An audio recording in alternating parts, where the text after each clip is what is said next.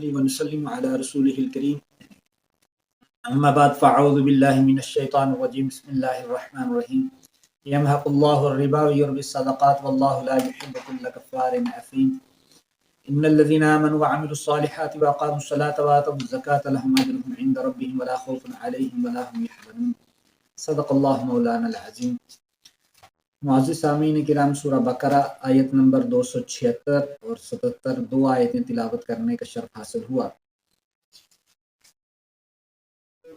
فرمایا یمحق اللہ، مٹاتا ہے اللہ تعالیٰ سود کو، یمحق اللہ الربا، مٹاتا ہے اللہ تعالیٰ سود کو، ویربی الصدقات، اور بڑھاتا ہے صدقات کو، واللہ لا یحب،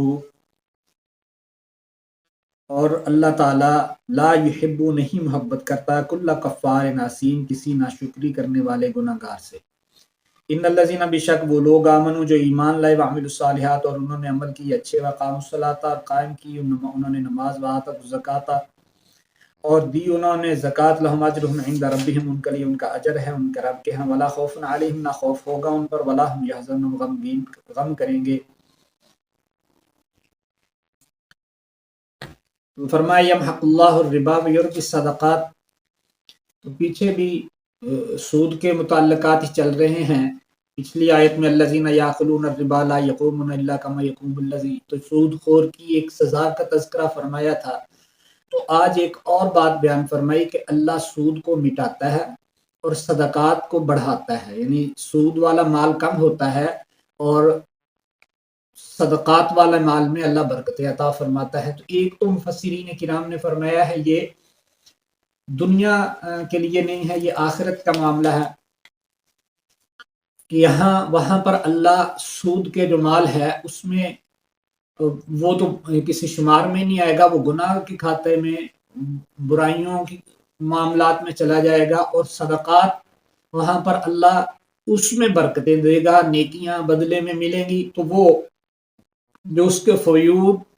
فوائد و ثمرات جو ہیں وہ دائمی ہوں گے، ہمیشہ کے لیے ہوں گے۔ تو سود کے نقصان والے ہوں گے اور صدقات کے جو ہیں وہ فوائد والے ہوں گے۔ دوسرا مفسرین کرام نے فرمایا ہے کہ مٹانا اور بڑھانا یہ صرف آخرت کے متعلق بھی نہیں ہے، صرف یہ دنیا کے متعلق بھی ہے کہ اس سے اللہ پاک سود کو مٹاتا ہے۔ یعنی بعض اوقات سود کا مال وہ بظاہر زیادہ ہو جاتا ہے، لیکن یہ محاق حضرت معمر رحمۃ اللہ تعالی علیہ فرماتے ہیں کہ سود خور پر 40 سال گزرنے نہیں پاتے کہ اللہ اس کے مال کو محاق میں مبتلا کرتا ہے، ختم کر دیتا ہے۔ یعنی یہ دنیاوی مال میں بھی ایسا ہوتا ہے، اگر ظاہری طور پر مال ضائع برباد نہ بھی ہو تو اس کے فوائد اور برکات اور ثمرات جو ہوتے ہیں، جو اس سے چیزیں اخذ ہوتی ہیں، جو اس کے ثمرات ہیں وہ حاصل نہیں ہوتے، وہ صدقات کے زیادہ ہوتے ہیں، اور یہ جو ہیں سود اس کے کم ہوتے ہیں۔ بظاہر اگرچہ وہ مال بڑا ہوا نظر آتا ہے، یہ ایسے ہی ہے، مفسرین کرام نے مثال دی ہے جیسے انسان کے جسم میں ورم ہو جائے بیماری کی وجہ سے، تو وہ ورم سے جسم تو پھول جاتا ہے، بڑا ہوتا ہے، در حقیقت وہ بڑا نہیں ہوتا، نظر بڑا آتا ہے۔ تو یہ اسی طرح سود در حقیقت اس سے کوئی فوائد وہ نہیں ہوتے، تو نظر آتا ہے کہ زیادہ ہے، اور صدقات در حقیقت بڑا ہوتا ہے، اگرچہ وہ نظر آتا ہے کہ وہ کم ہوا ہے۔ اس سے برکات اللہ زیادہ دیتا ہے۔ برکات کا مطلب یہ ہے یعنی سود سے مال میں برکت ختم ہوتی ہے، یعنی مال ہے اس سے فوائد کم حاصل ہوتے ہیں، اور برکت کا مطلب یہ ہے کہ مال کم ہے اس سے فوائد، اس سے چیزوں کا حصول وہ زیادہ حاصل ہوتا ہے۔ یعنی مال کے کم ہونے کے باوجود وہ کار آمد زیادہ ہو جاتا ہے، اور مال کے زیادہ، پیسے کے زیادہ ہونے کے باوجود وہ کام میں کم استعمال ہوتا ہے۔ یا دوسری چیز، سود خور جو ہے وہ سامان راحت تو حاصل کرتا ہے، یہ سامان راحت حاصل کرتا ہے۔ سود خور کیا کرتا ہے، وہ پیسے اس کے پاس آ گئے، اب وہ اس نے ادھر لگا دیے، کوٹھی بنا لی، بنگلہ، سامان راحت حاصل کر لیا، گاڑی حاصل کر لی، اے سی لگا لیا، تمام چیزیں حاصل ہو گئی، لیکن جو راحت ہے کیا وہ بھی حاصل ہوئی؟ یہ مشاہدہ ہے، دنیا میں دیکھا ہے کہ یورپ میں آپ کے سامنے ہے جن کی معیشت سود پہ چلتی ہے، پاکستان میں جن لوگوں کے نے اپنا کاروبار سود پہ رکھا ہوا ہے، تو وہ رات کو سب سے زیادہ نیند کی گولیاں کہاں استعمال کی جاتی ہیں کہ کبھی صدقہ کرنے والے کو بھی نیند کی گولی کھانے کی ضرورت پیش آئی۔ تو اس لیے یہاں پر مثال مطلب یہ ہے کہ اللہ اس کے برکات کو ختم کر دیتا ہے، اور آخرت کا